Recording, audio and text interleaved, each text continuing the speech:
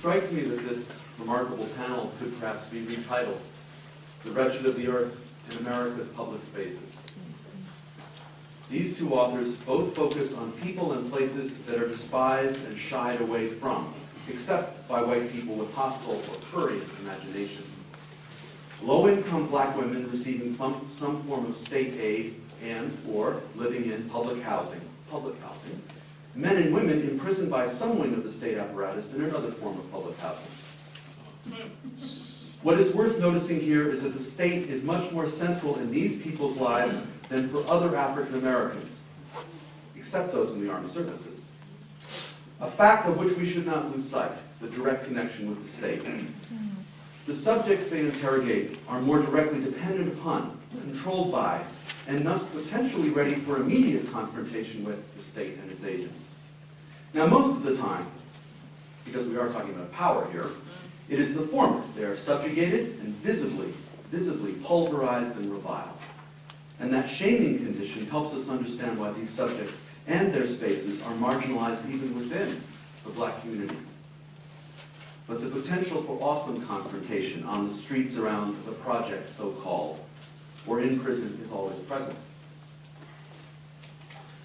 The problem or opportunity of populations, problem or opportunity in political terms, of populations so directly under and exposed to the state has stimulated in many other countries the development of coordinated, structured, disciplined political strategies, typically by parties tied to clandestine armed movements, to incorporate and mobilize the women and direct the women and men inhabiting shantytowns and favelas, the prisons, market and street people, and marginal laborers into popular movements.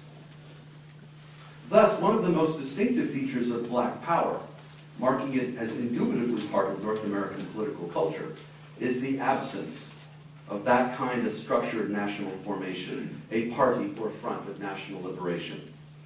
In that sense, the localist, decentralized, extremely pluralist character of black power organizing repeats again the movement of movements character of the New Left, the larger New Left, within which, to my mind, black power most closely resembles women's liberation in its teeming profusion of small groups, creative formlessness, and emphasis on charismatic individuals and informal networks. The political space left open or opened up by the absence of powerful hierarchical directing organizations points us to the most distinctive feature of the women presented through Rhonda's provocative meditation: their autonomy as historical subjects, or at least their unmediated relation to a hostile state, whether the drug squad or the local housing authority. An autonomy, and I mean that word seriously, not unlike that felt by the prisoner. Their stories thus have a kind of singularity and resist classification into mutually exclusive categories of the political versus the deviant or criminal.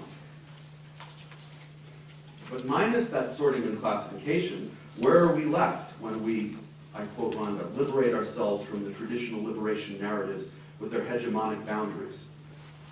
What comes next? I suspect it is the embrace of the quotidian, the ordinary, the unresolved. Not an end to history, surely, but an end to the drama, the search for resolution and conclusion, which have always been the lifeblood of historical writing, unless one belonged to the annals school, but in truth very few of us do here in the US. So this is quite a challenge. Rhonda and the other groundbreaking historians she cites, like Cornelian Addison, who's here, have already shown us how to open our history, and some of us really need it, to activist women like Peggy McCarty and Joyce Thorpe and Goldie Baker.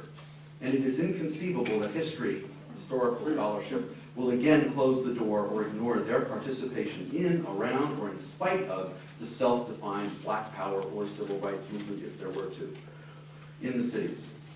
As she makes clear, though, when we turn to Alma Stallworth, the task of incorporation into some new political history gets more difficult, if only because in so many other places and times, women and men like Stallworth have been viewed as obstacles to, if not enemies of, any liberatory politics, with their neighbors actively encouraged to stigmatize, shun, or even drive them out, precisely because people like her pose a clear and present danger through their connections to the repressive forces of the state and extreme vulnerability to recruitment as informers or provocateurs. In that hegemonic narrative that crosses the globe from San Salvador to Port-au-Prince to the Bogside in Belfast to Soweto, they remain lumpen.